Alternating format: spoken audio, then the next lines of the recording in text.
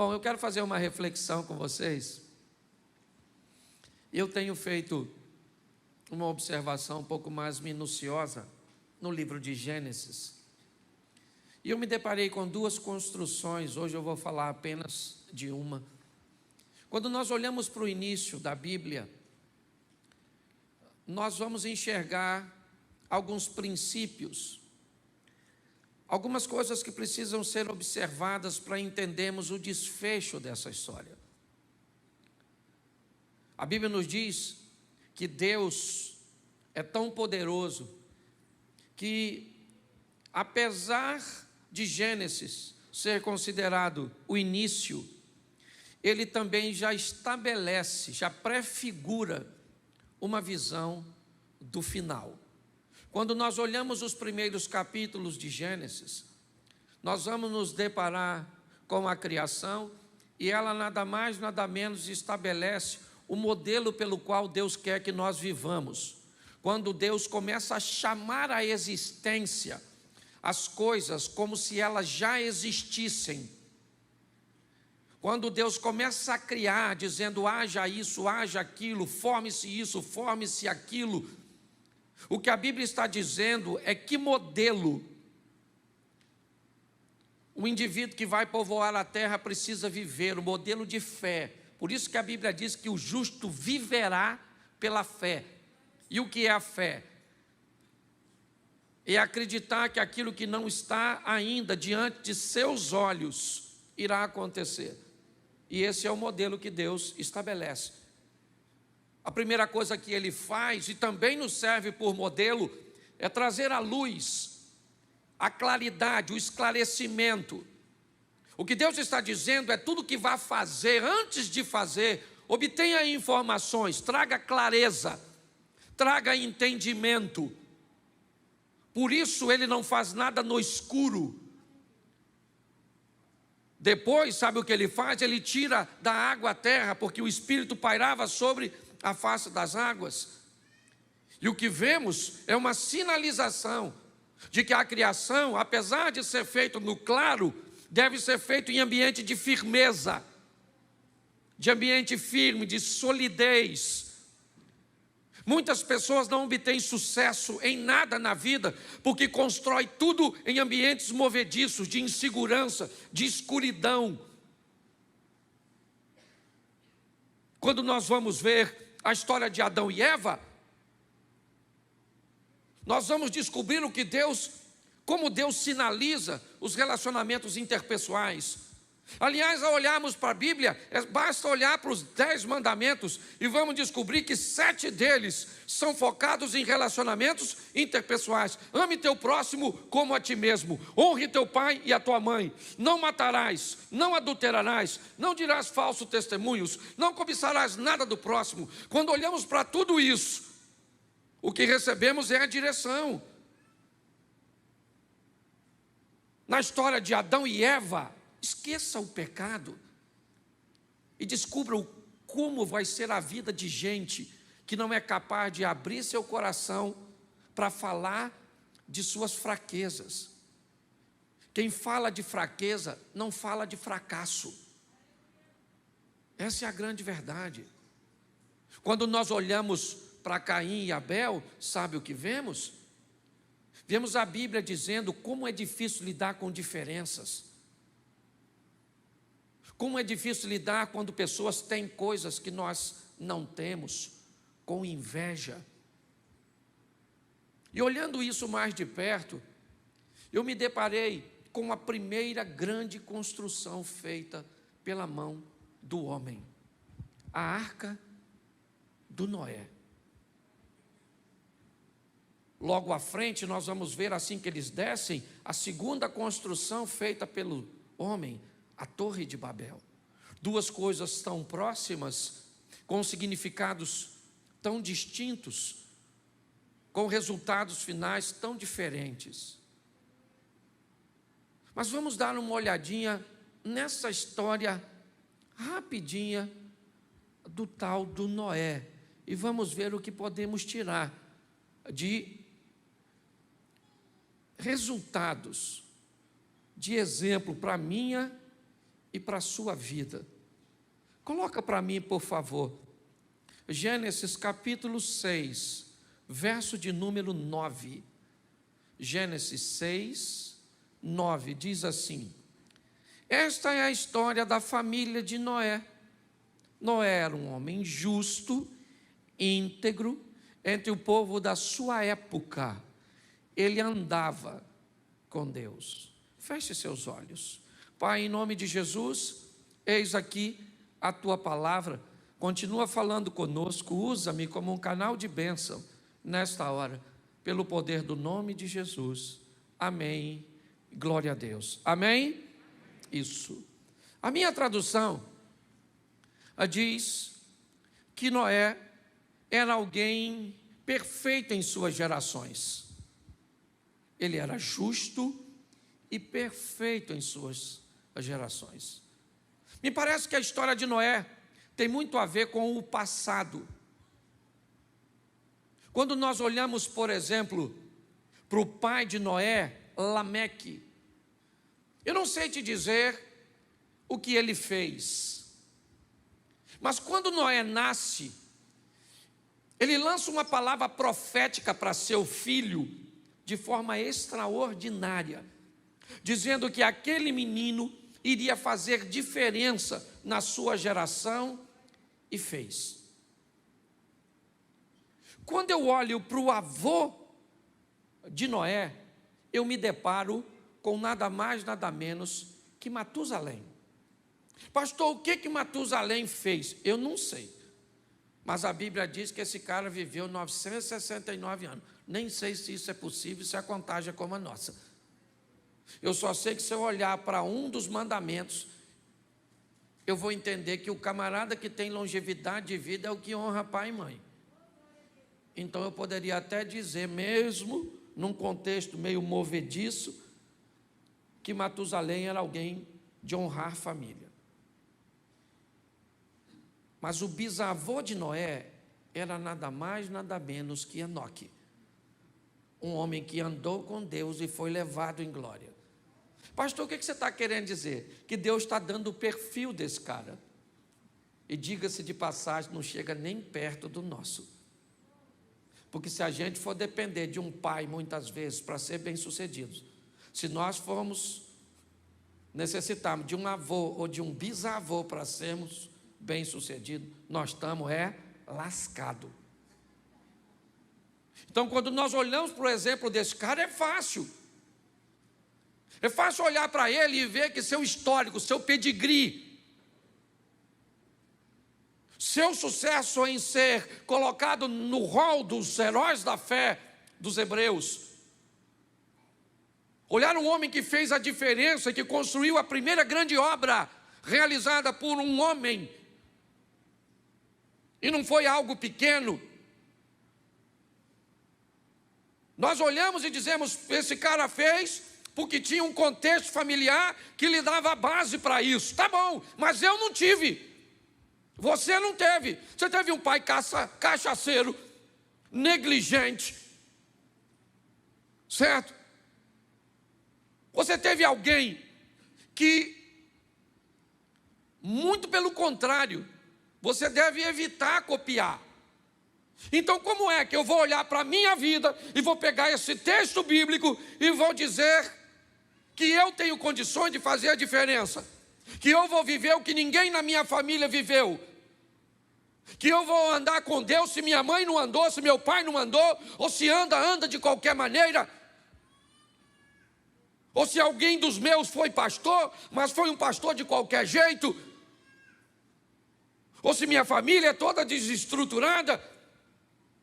O que é que a Bíblia está querendo me dizer quando me dá como referência um indivíduo tão perfeitinho,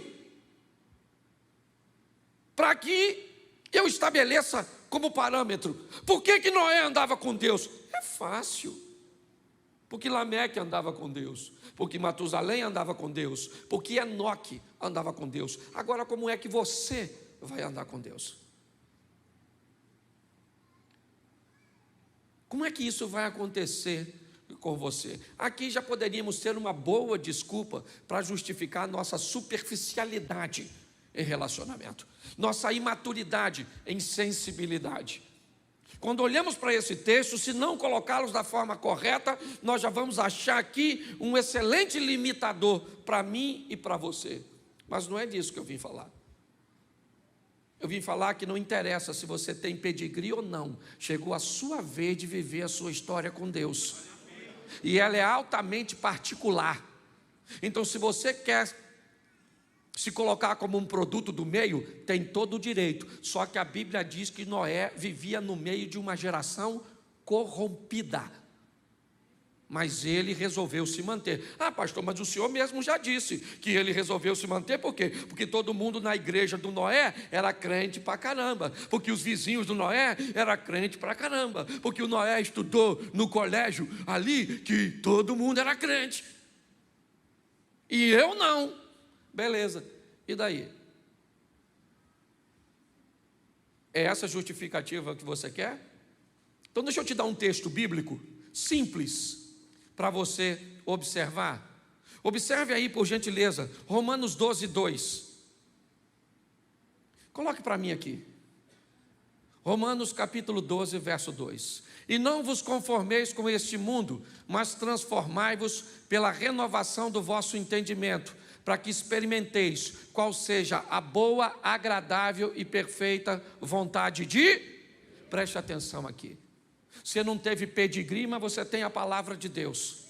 Você pode até não ter uma família estruturada, mas você tem uma Bíblia que te inspira a viver de uma forma diferenciada. Então pare de criar desculpas de que o seu sucesso tem a ver com coisas que te deixaram de herança, porque uma herança só é sua se você tomar posse. Quando eu olho para a história desse camarada, a primeira coisa que eu vejo é a capacidade que ele tem de lidar com um ambiente hostil, tóxico, difícil, e ele está em todo lugar, irmão. Hoje nós chegamos na igreja onde deveríamos encontrar só gente crente, cheia de Deus, coração solícito, não é? Gente piedosa. É isso que as pessoas esperam quando chegam na igreja. Chega na igreja e lida com uma situação totalmente oposta. Vem para o culto, senta do lado de alguém que não presta atenção, fica no celular. Senta no culto, às vezes você chega aqui, alguém está no WhatsApp, está conversando, fica te encostando. E nós temos, aí você sai da igreja, oh meu Deus, vamos para casa. Aí em casa é uma tribulação. Aí vai trabalhar, 2 tribulações. Aí vai para o trânsito, 3 tribulações. Como é que nós vamos ser crentes num ambiente desse? Pare e pense nisso. Muitas pessoas não conseguem sobreviver a esses desafios. E acabam justificando-se, dizendo que o ambiente cujo qual elas estão está corrompido. E isso tem feito com que elas não se posicionem. A história deste homem me inspira a entender que a geração cuja qual ele estava inserido era uma geração pecaminosa. Mas ele conseguiu sobreviver. E ele, porque tinha uma estrutura familiar. Mas nós, porque temos o Espírito Santo de Deus. Se eu desse oportunidade para... Quantos aqui tem uma história triste para contar? Levanta a mão. Glória a Deus. Não dá nem para eu dar oportunidade. Senão o culto não acaba nunca mais. Porque quem não tem hoje vai ter amanhã, sim ou não? Então, meu querido, se você quer vir aqui, não, pastor, sofro muito, uma dificuldade grandiosa, isso aí é para todo mundo, meu filho. Você tem que sobreviver a isso. E você não vai, não tem história familiar, não tem vizinho, não tem parente, não tem. Então você tem a palavra de Deus, você tem, né, os exemplos que Deus te deixou para viver. Posso ouvir um amém? Amém. Isso. E o que esse cara vai receber? Uma missão. Qual é a proposta de Deus para Noé? Verso 14. Faze para ti uma arca de madeira de gofé, farás compartimentos na arca e a betumarás por dentro e por fora com betume. Preste atenção que aqui está a missão. Deus vai dizer para Noé o que Ele quer que Noé faça. E não é nada fácil. Não é algo cujo qual ele tem habilidade para fazer. Ele não tem expertise. Noé é um agricultor. O que ele está acostumado a lidar com plantio. É aquilo que ele sabe fazer. E um belo dia Deus aparece para ele e diz para ele: olha, Noé, eu preciso que você faça uma arca de madeira, porque eu vou trazer um grande dilúvio que vai inundar a terra. A sua missão é essa. Você vai construir isso. Mas como é que eu vou fazer? O Senhor está me pedindo algo impossível. Quando nós formos olhar mais à frente a história da Torre de Babel, não hoje, nós vamos ver que havia muita gente para construir, que tecnologia e que conhecimento já fazia parte do povo no que diz respeito àquilo. Mas a probabilidade de Noé ter sucesso nesse empreendimento é pequena demais. Mas o sucesso de Noé, é isso que eu quero que você entenda.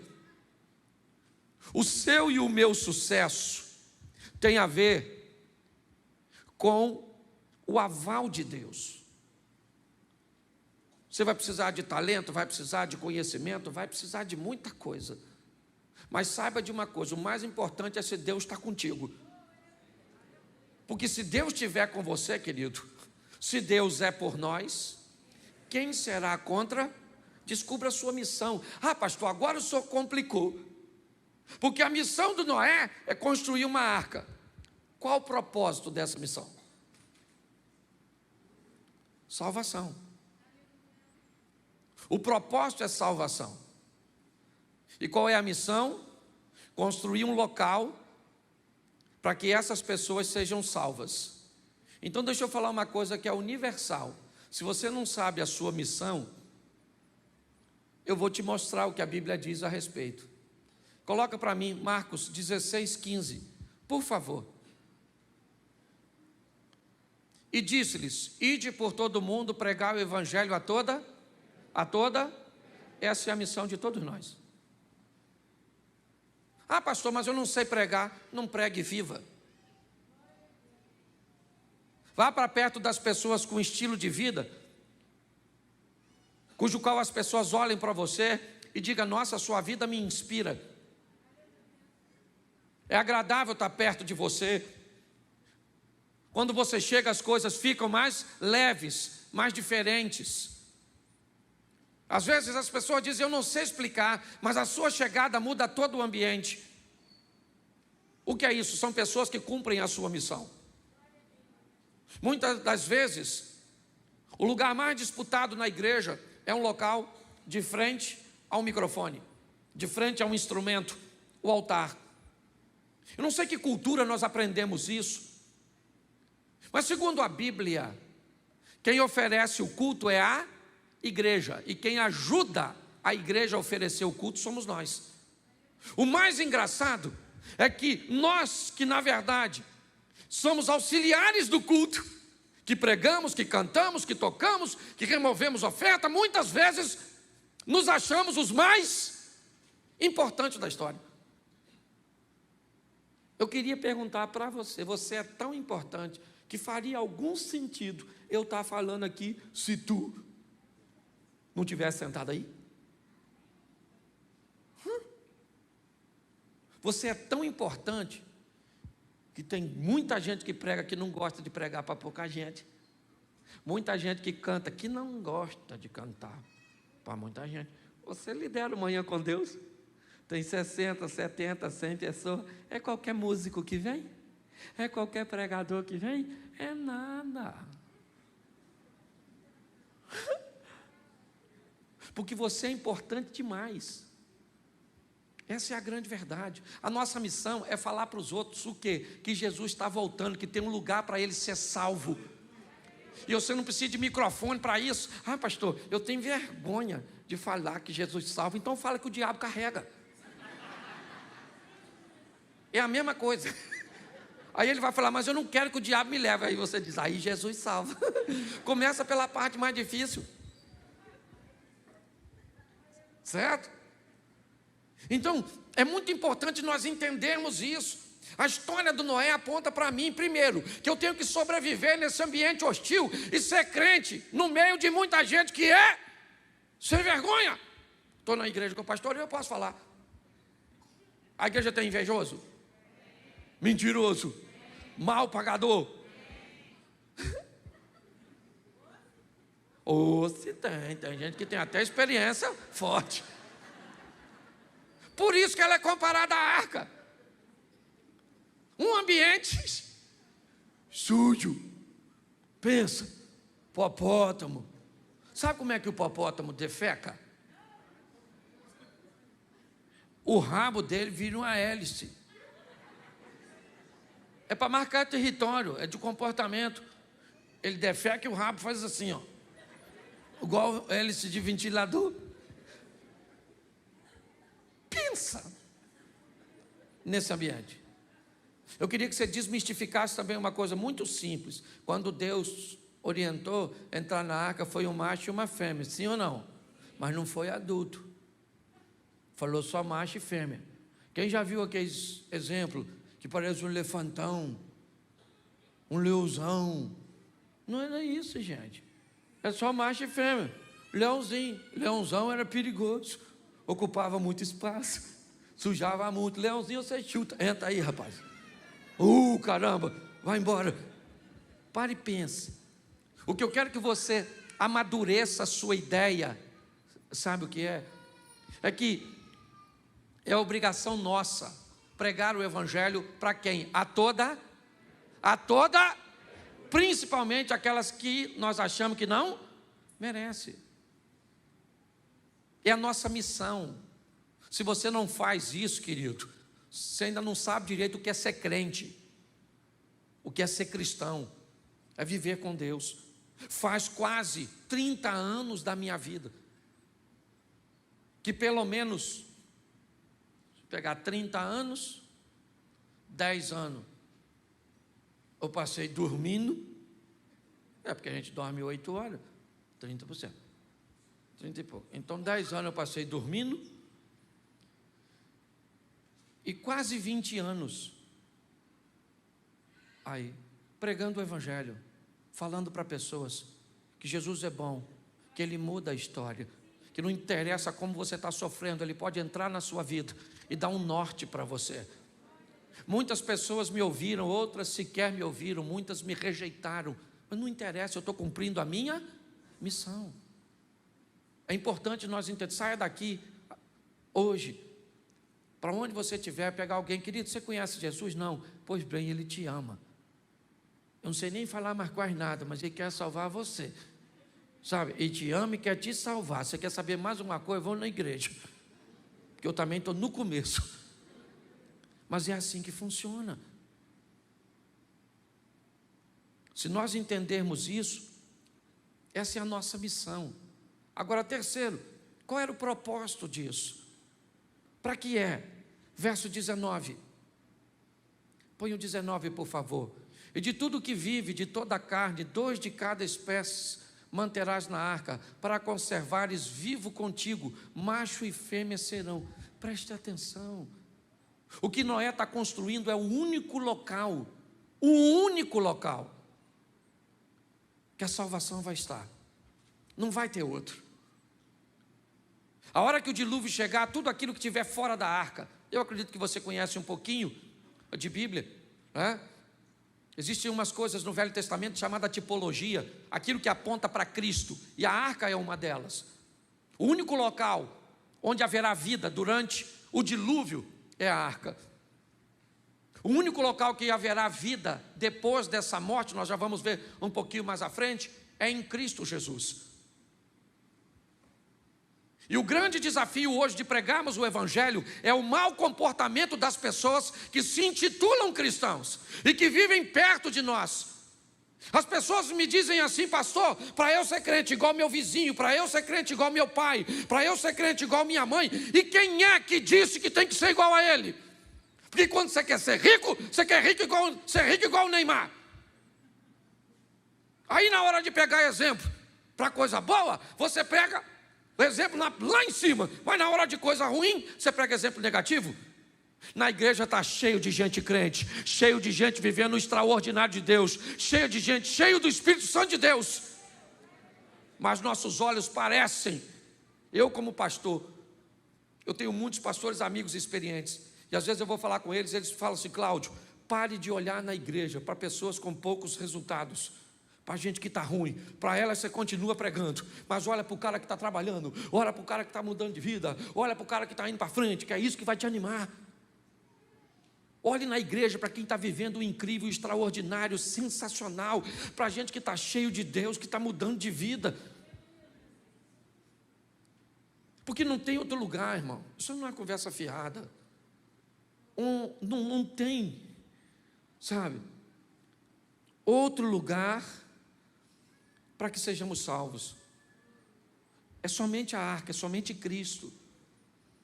Nosso propósito é apontar para Ele, porque Ele é o único e suficiente Salvador. Me perdoe, os católicos, Maria não leva ninguém para o céu. Me perdoa os espíritas, não vai voltar de novo. Hebreus 9, 27, ao homem está determinado a morrer apenas uma vez, vindo depois da morte o juízo. O único local que nós vamos achar o direito de vida eterna é Jesus Cristo de Nazaré. É assim que funciona. Pastor, eu não acredito nisso, então peça a Ele para enviar o Espírito de Deus para a sua mente, para que você acredite, porque não é conversa fiada. Olhe para isso de uma forma mais intensa. O propósito disso, da igreja, é fazer com que pessoas vivam para sempre com Deus. Porque Romanos, coloca aí 3:23, porque todos pecaram e destituídos estão da glória de... Todos pecaram. E esse todos inclui você. Ah, pastor, mas eu nunca matei. Eu só minto. Mas eu também não matei. Eu falo isso aqui, tem gente que tem um orgulho do pecado pelo qual vai para o inferno. Não, igual o Covid está fazendo uma coisa que dá bastante, por exemplo. Quando alguém morre hoje, sabe o que você fala? Ah, morreu? Morreu, mas graças a Deus não foi de Covid. Infartou. Mas não morreu? Mas graças a Deus.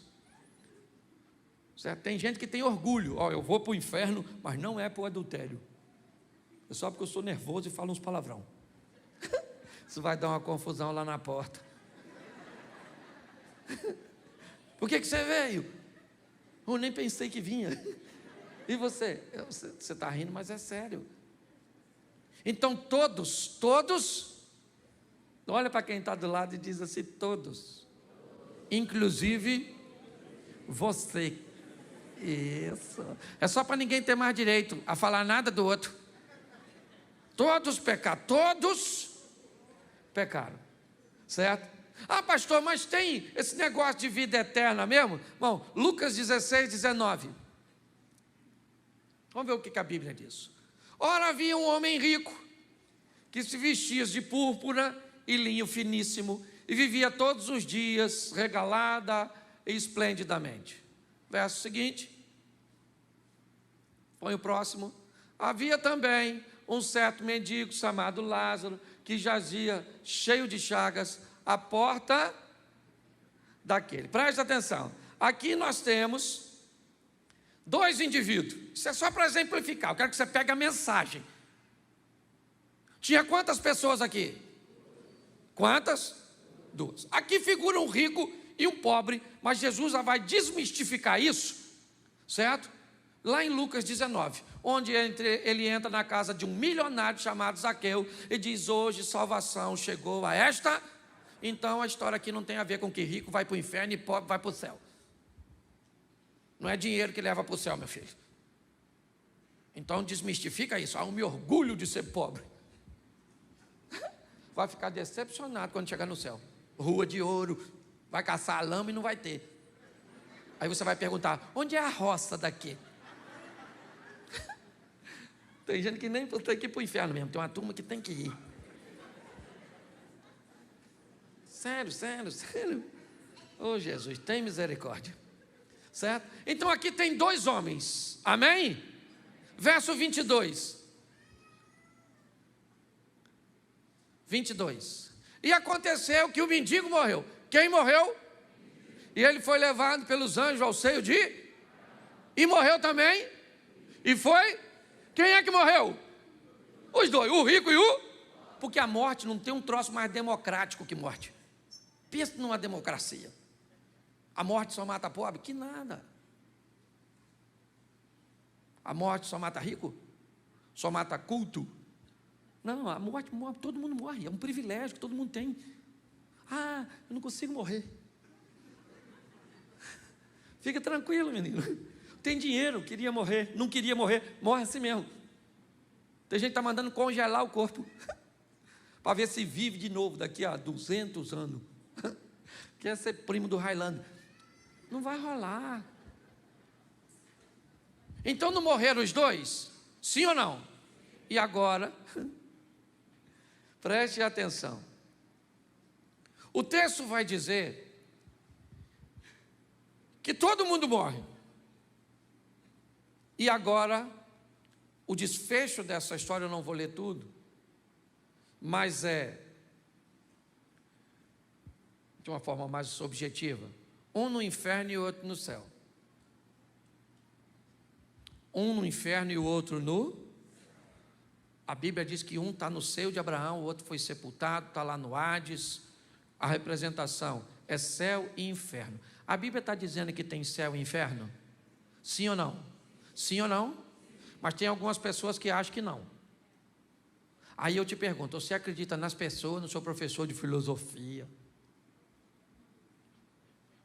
No documentário Alienígenas do Passado? No Lúcifer? Seriado?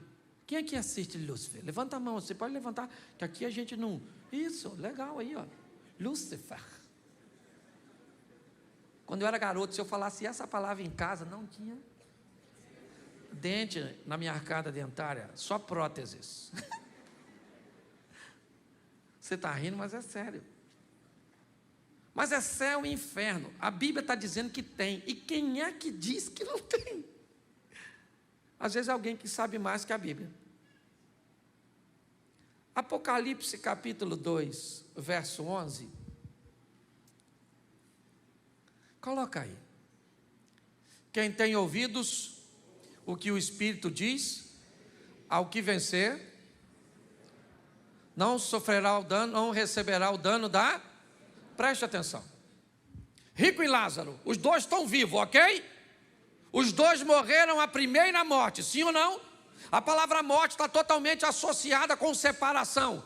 Porque o indivíduo morre, porque o espírito sai dele. Quando o espírito abandona um corpo, este corpo perde a vida. Todo o seu sistema de eletricidade, que faz o cérebro funcionar, o coração bater, ele se ausenta. Então, quando o espírito se separa do corpo, o corpo morre. E o que acontece com o corpo? Volta para... Mas entre corpo e espírito tem uma coisa chamada... E o que foi para o inferno e para o céu foi a alma do rico e a alma do Lázaro. Pastor, onde é que está o dano da segunda morte? Se a primeira é a separação do espírito do corpo, a segunda é a separação da alma de Deus.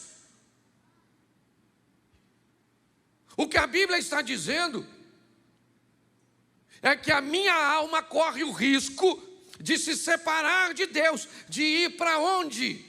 Para o inferno. Pastor, há muito tempo que eu não escuto uma mensagem dessa, e nem esperava ouvir isso do senhor. Pois é, querido, mas eu estou preocupado, porque nós estamos com igreja lotada, mas me parece que o céu vai ficar basicamente vazio, porque o povo está fazendo o que quer, vivendo de qualquer jeito.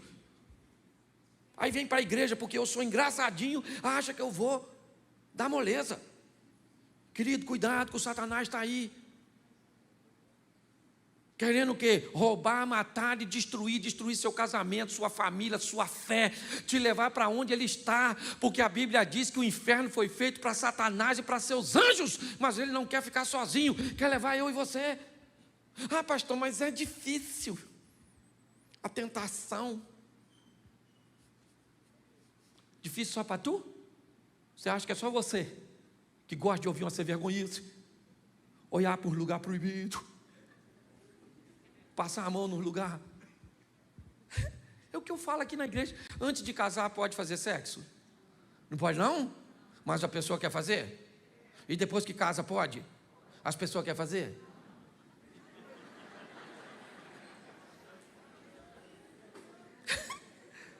Pastor, isso é engraçado.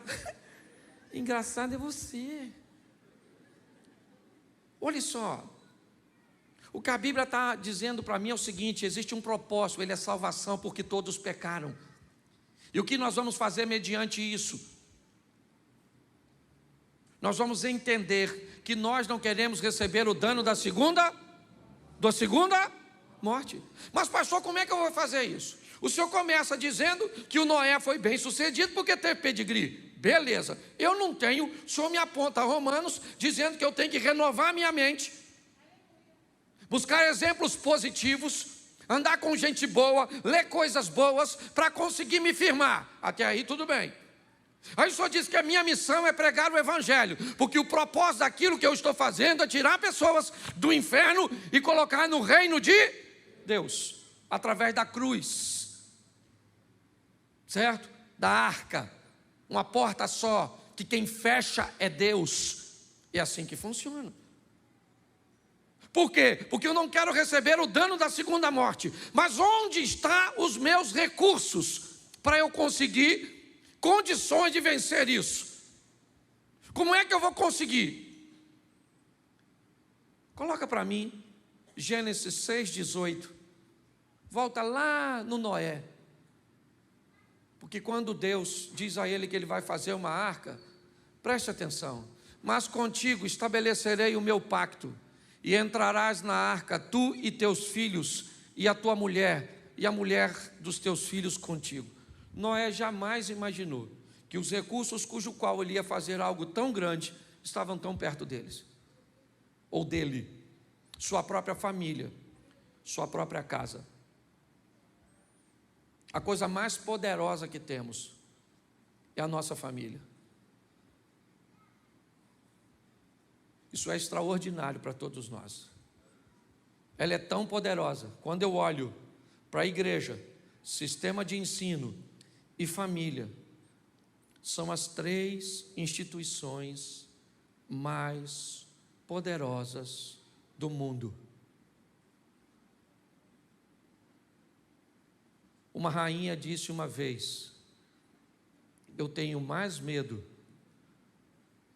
de crentes de joelho do que do meu exército de pé. Hoje nós vemos no Brasil, um esquema sendo construído em cima de uma agenda para destruir o nosso sistema de ensino, deformando matrizes nos nossos filhos. Segundo, proibindo a igreja de pregar a verdade. E terceiro, desconstruindo os valores familiares. Me perdoe, você pode ir embora da igreja, mas se você quiser falar comigo e tiver argumento, meu gabinete está ali. O William pode até autorizar a subir. Se você é crente e diz que quer ser comunista ou socialista, suba aquelas escadas e me fala uma história dessa de sucesso. Você sabe o que me deixa mais triste? É que a maioria das pessoas que dizem que querem ser e que acham que é certo, nem sabe o que significa. nem sabe quais os países hoje, nem sabe quanto o povo teve que pagar. Esquece Bolsonaro, eu não sou bolsonarista, eu sou pró-governo, é diferente, eu sou pró-povo. Eu não quero bem-estar de igreja, de crente, de hétero, de branco, eu quero o bem-estar do povo. Nossa nação merece respeito e é isso que eu tenho pregado aqui. É assim que funciona. Mas nós temos que entender o valor da família, o valor da igreja, o valor do nosso sistema de ensino. E como é que eu vou combater tudo isso? Com a Bíblia, é verdade. Com conhecimentos gerais, eu tenho que saber o que está acontecendo. Um povo alienado, que não sabe quase nada, lê muito sobre o pouco e fala muito sobre o pouco que lê. E o Espírito Santo de Deus. Nós precisamos disso, de Bíblia, de conhecimento bíblico. Sabe? Conhecimento bíblico. Meu Deus. Uma vez um garoto falou comigo assim: pastor, eu quero fazer uma tatuagem. E eu falei: por quê? Olha o argumento, não esquece a tatuagem. Tatuagem não é pecado. Eu só acho que tatuagem é coisa de gente que devia morrer novo. Esse é o meu. O que você acha de tatuagem? Eu falei: a tatuagem é gente que devia morrer assim com 30 anos. Por quê? Porque quando vai ficar velho, eu vi uma rosa esses dias. Nas costas de uma velha, eu achei que botaram inseticida. Eu falei: alguém espirrou um spray de inseticida, mas assim já, as pétalas. Aqui nas costas da dona. Então não tem nada contra a tatuagem. Eu não faria porque eu não estou afim de morrer cedo. Sabe, as pessoas fazem assim, mas eu acho que é até bonito, sim ou não? Mas na pessoa quando tem um braço maneiro, umas coisas maneiras, né? Tem gente que faz umas partes para ninguém ver. Aí é maneiro, que só ela vê, fica velha, ninguém vê. Fica no oculto, do escondido, do profundo, é na verdade. Mas esquece, não estou condenando aqui, não estou condenando não, ok? Até porque eu não tenho nem texto bíblico para isso, eu estou só dando um exemplo.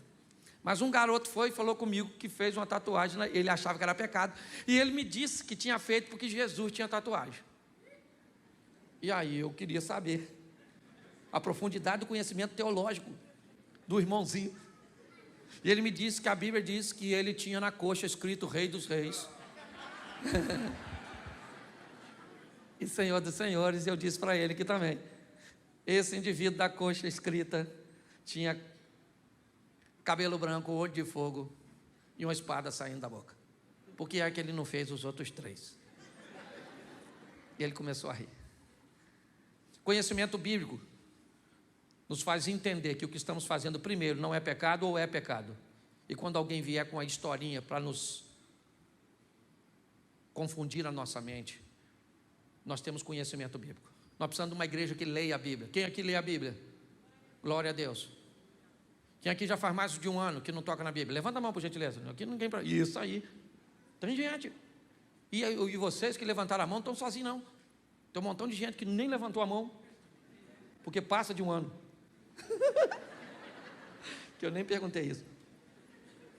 Nós vamos precisar, querido, sabe que é de conhecimento bíblico, a batalha, certo, no monte da tentação, lá próximo a Jericó, entre Jesus e Satanás, conhecimento bíblico. O diabo vai tentar te convencer. A ausência do conhecimento leva você e a mim à escuridão. Nós vamos precisar de conhecimento gerais para conhecer a história, o que já passou, ter um entendimento para não repetirmos os males do passado. Então não é só ler a Bíblia não, tem que ler boa literatura, escutar gente boa, se instruir. Posso ouvir um amém da igreja? Amém. Isso, povo alienado, às vezes que fica lá, ó. Não pode usar calça comprida, por quê? Mulher não pode cortar o cabelo. Vai para a África. Vai, aquele cantinho da África. Fala para uma mulher daquela não cortar o cabelo. Lá não tem um shampoo, não tem É só questão de tempo, pensa. Não, só não pode ser crente. Ah, mas lá pode cortar, aqui não pode. Por quê? Porque lá não é pecado, aqui é. Me dá um nervoso quando eu vejo essas histórias. Então vai ler a Bíblia, vai estudar, vai conhecer. E pastor, E mais o que eu preciso? Você precisa de uma intimidade com o Espírito Santo. Pastor, mas eu não enxergo ele. Você também não enxerga eletricidade? Mas enfia o dedo na tomada? Mas cadê a eletricidade que está lá? Então dobra seu joelho e fala para o Espírito Santo: Espírito Santo, você existe mesmo? Eu estou na igreja há tanto tempo, escuto falar de você, vejo nada. O povo canta no arrepio, o povo prega no arrepio, eu não choro, eu olho para o outro chorando, e eu me dá vontade de chorar de raiva, que eu não sinto nada, e eu não vejo nada, eu não falo. Mas se revela para mim, eu quero ter intimidade, eu quero andar próximo. Vamos viver uma vida realista, porque Jesus está voltando, meu filho. Aliás, eu acho que ele já saiu de lá, já está chegando. Entendeu? Já a trombeta vai tocar. E aí, ó, Claudinho, ó. Cadê pastor Cláudio? Vem no culto, não. Por quê? Jesus levou. Mas nós ficamos, então vamos fazer o culto nós. Certo? Então não vai dar não, meu filho. Vamos embora todo mundo para o céu. Você pode ficar de pé? Porque tem um povo lá fora que também está querendo ir.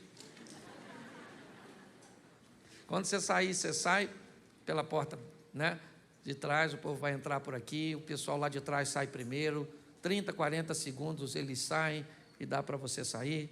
Feche seus. Você quer caminhar conosco, aquela sala ali atrás do cameraman, nós temos um pessoal lá para te receber. Passe lá e diga: ó, já estou caminhando com vocês aqui, estou querendo dar uma olhada em vocês mais de perto, para ver se dá para ser crente com vocês. Estou meio decepcionado de onde eu vim, não entendo direito o evangelho, mas estou interessado em caminhar aí com vocês. Então, dá um pulinho naquela sala, fale lá, ok? Isso, lá fora também, você que quer participar dos Casados para Sempre, o nosso trabalho aí de casais. Ah, pastor, não estou atravessando problema nenhum no casamento. Casado para sempre não é só para problemas, casado para sempre também é para prevenção, ok? Então venha investir no seu relacionamento. Feche seus olhos, vamos orar. Pai, muito obrigado, ó Deus. Muitas vezes nos faltam recursos. Nós gostaríamos de ter vindo e criado num lar totalmente bem estabelecido, mas isso não foi possível para a maioria de nós. Mas não é por isso que nós vamos deixar de ser crente, porque exemplos positivos nós temos na Tua Palavra, o Teu Espírito Santo nós temos como companheiro, a Bíblia nós temos como manual de fé e prática.